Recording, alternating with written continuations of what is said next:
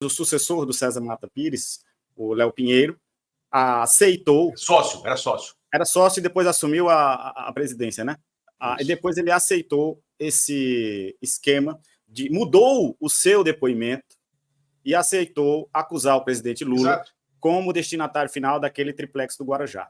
A notícia que eu acabei de ver aqui, vou até mandar para o pessoal da redação, publicado pela Carta Capital, é que o Léo Pinheiro, essa mesma pessoa que delatou falsamente o presidente Lula, alterando o seu depoimento, foi ao ministro Dias Toffoli para pedir também a extensão dessa decisão que atendeu a Odebrecht para o seu próprio acordo de delação na Lava Jato. Então, este próprio instrumento pelo qual ele mentiu e acusou o presidente Lula de ser dono de um triplex que o Lula nunca foi dono, que inclusive estava dado como garantia no empréstimo à Caixa Econômica Federal, esse mesmo cidadão agora, ao ir ao ministro Toffoli para pedir suspensão do seu acordo, talvez relate aí tortura ou as circunstâncias em que ele realizou a mudança do seu depoimento e por isso Lula foi preso. Muito importante essa informação. Também é de agora? Agoríssima, 1/2 de 2024, de 5 horas da tarde, a matéria. Mário, o que você acha disso? Agora é capaz da gente esclarecer para esse povo todo que o Lula nunca foi dono desse apartamento, né? Agora é a prova cabal. Exato. Eu conversei com uma pessoa da Odebrecht hoje para saber a reação, qual é a reação, para sentir a reação das pessoas. E a pessoa me disse que era uma boa notícia, óbvio. Aí eu perguntei em seguida se a empresa ia voltar.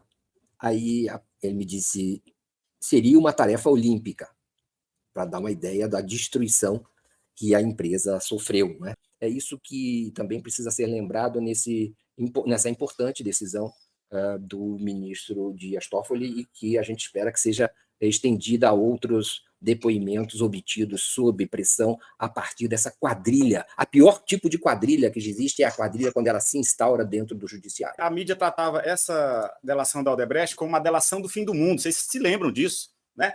Eu acabei de mandar num grupo aqui a capa da revista Veja sobre isso, por exemplo. Quantas e quantas capas de jornal, quantos minutos de Jornal Nacional, a suposta delação do fim do mundo, que abalaria as estruturas da República, que atingiria a todos, sem distinção, que não sobraria pedra sobre pedra.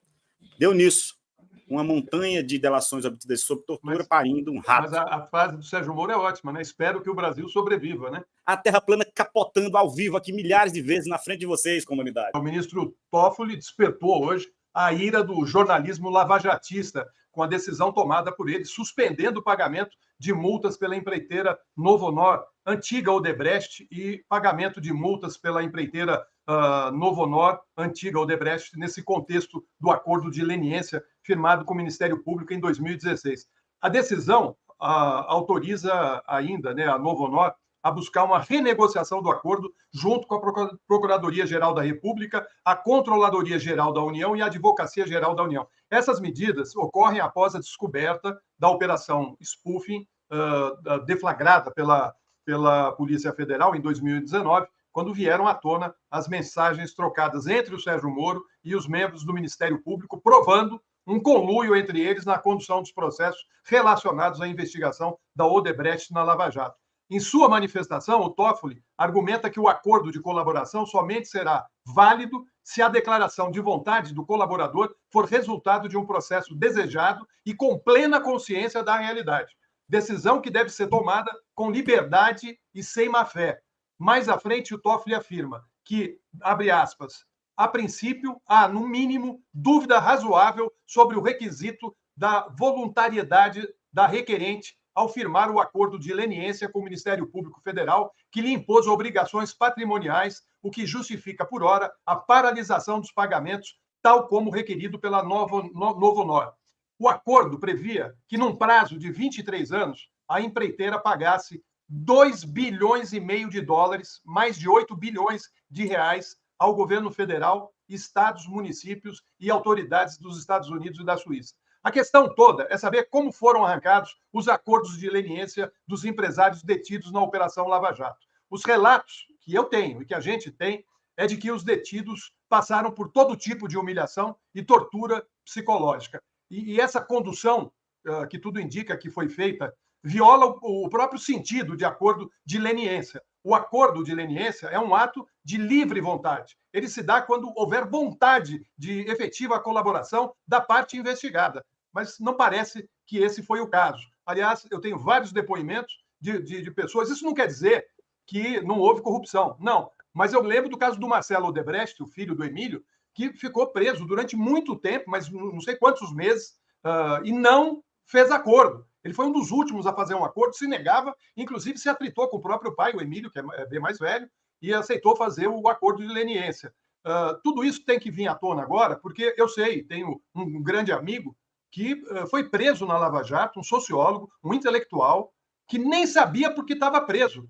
E entrou numa situação tão difícil, de humilhação mesmo, perante os próprios filhos, né? Porque estava ali naquela onda de ataques de que ele e outros eram corruptos e eram os grandes pecadores do país. E ele tentou se matar dentro da cela e o Moro não tirou ele de lá, mesmo sabendo que não tinha nada contra ele. O presidente da OAS, César Mata Pires, morreu de infarto 36 horas depois de ter passado um domingo inteiro sendo serviciado por procuradores da Lava Jato para que produzisse uma delação premiada que atingisse o ex-presidente Lula, porque ele se recusava a admitir que o triplex do Guarujá, que era da OAS, era do presidente Lula. Ele morreu sem admitir isso. Nessas sevícias, sevícias da Lava Jato, eles diziam que iriam, então, pegar os filhos do César Mata Pires, que eram garotos, ainda jovens, um deles recém-formado engenheiro, o outro ainda estudante de administração, e iriam envolvê-los na Lava Jato. Então, o César Mata Pires morreu num dia de manhã em São Paulo, caminhando no Pacaembu, infarto fulminante. A Lava Jato foi atrás do filho dele, o César Mata Pires Filho, que tinha menos de 40 anos de idade, e herdou o conselho da companhia. Foi preso. Tentaram arrancar dele uma confissão que não existia. Ele não fez essa confissão. Ele foi para a cadeia, passou algumas semanas na cadeia, saiu e depois foi de novo chamado em Curitiba para depor. Enquanto aguardava o depoimento, ele teve